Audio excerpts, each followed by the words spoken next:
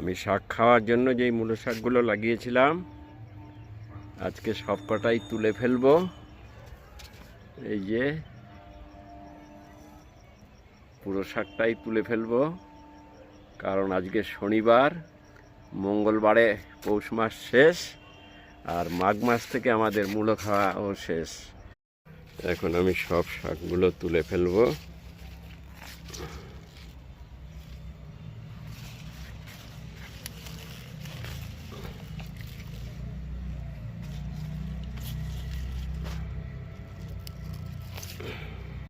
শুধুমাত্র শাক খাওয়ার জন্যই আমি এগুলো লাগিয়েছিলাম, আজকে তুলে ফেললাম।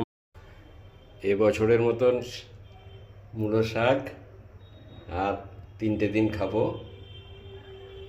দেখুন, সাথে এই মূলোগুলো এক্সট্রা পাওনা।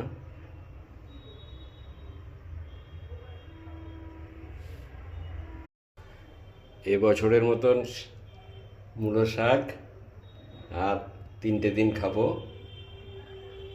দেখুন, সাথে এই মূলোগুলো এক্সট্রা পাওনা।